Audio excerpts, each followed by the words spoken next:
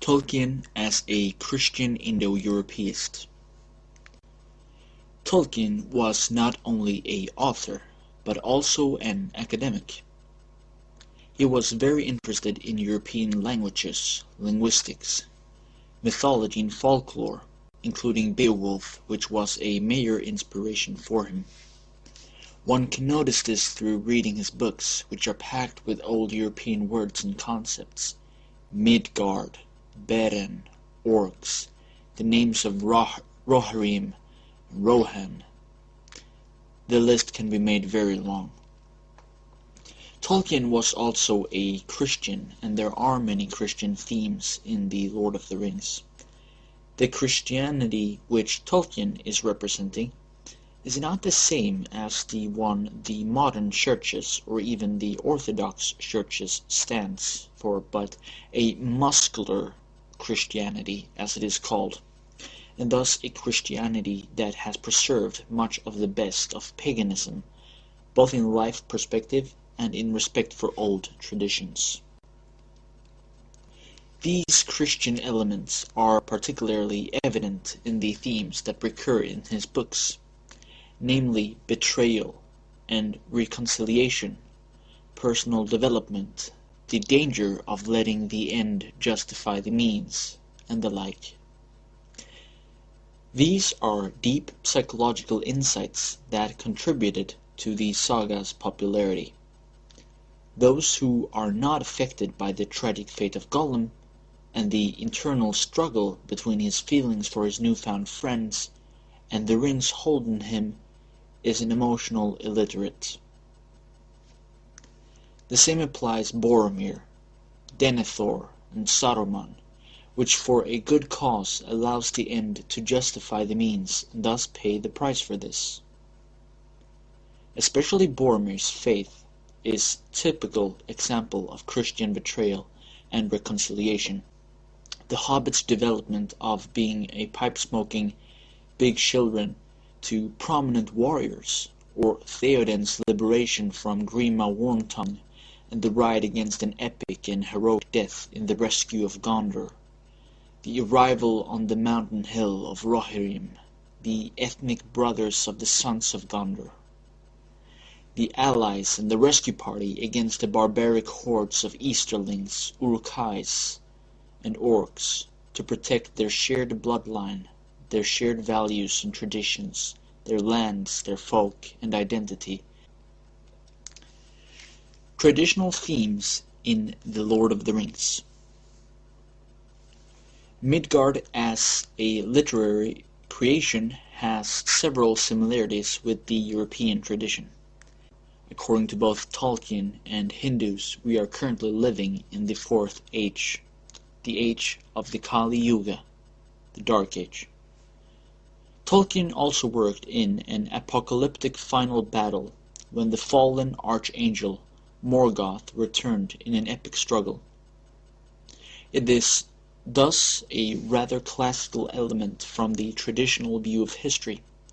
It always becomes worse and more chaotic until there is a massive battle between good and evil. Again, the Christian worldview makes itself present, and the world is born again. Both Kali Yuga and Ragnarök comes to mind. Tolkien also worked on what is called a sacred geography, a world where all the directions of the world, north, south, west, and east, as well as old places, are filled with meaning. Some places are evil, as Utumnu and Mordor. Other places are idyllic, the Shire.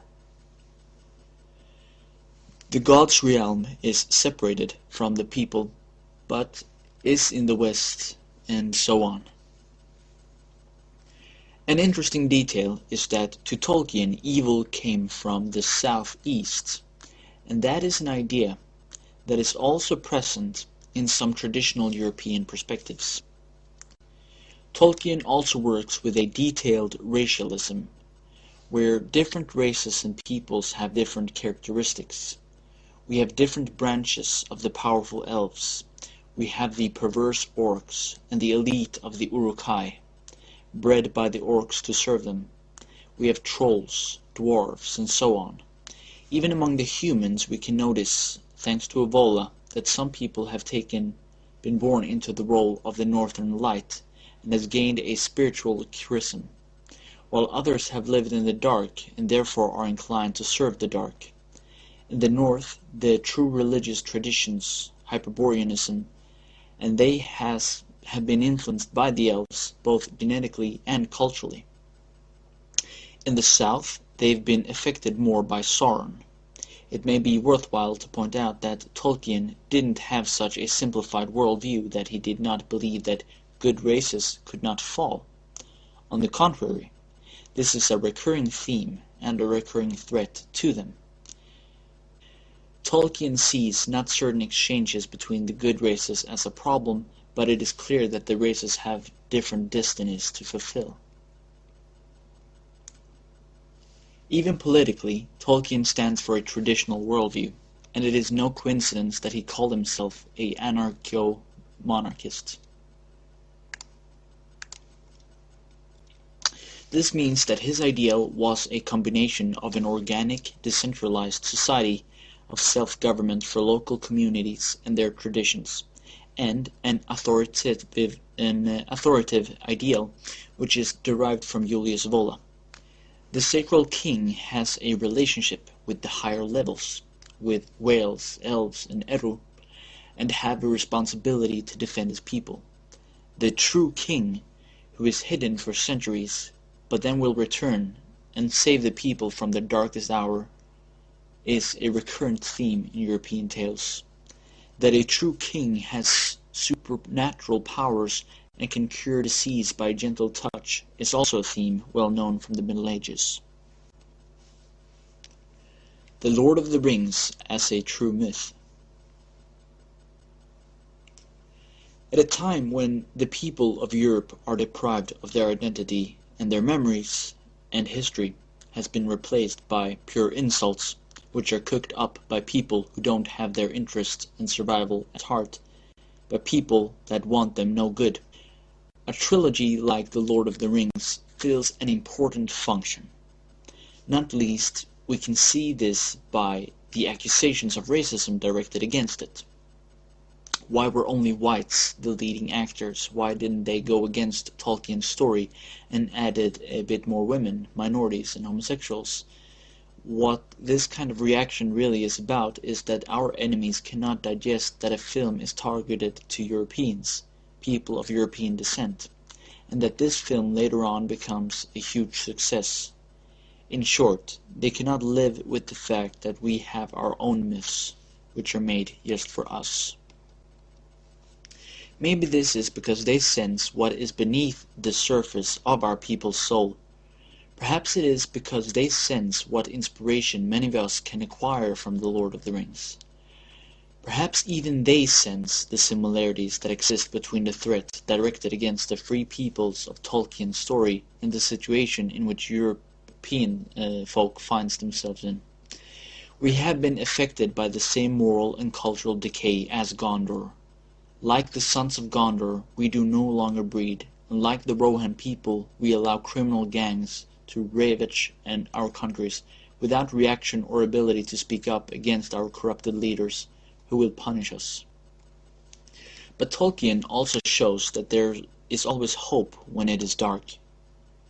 The archetypes to save Midgard in his books is archetypes which we carry within us. It is therefore no coincidence that the actor John Rhys Davies, who played Gimli in the films, after they made the films, spoke about the situation in Europe as following. Quote, "There is currently a demographic disaster in Europe that nobody wants to talk about, that we dare not talk about, because we are so careful not to offend anyone racially, and that we should also be, but this issue also contains a cultural aspect.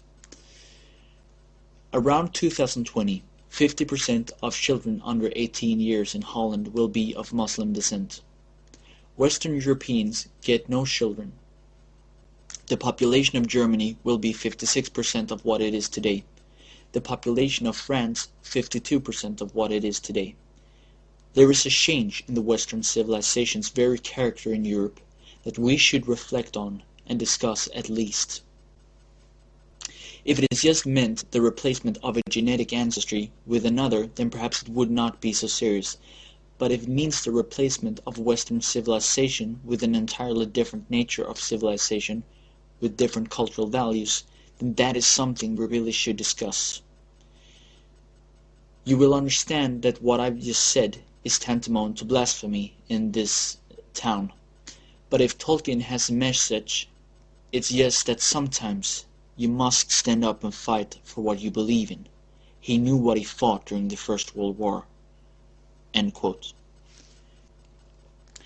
That effect true myths can offer to those who really can experience them, for those who are open to our people's myths and tales.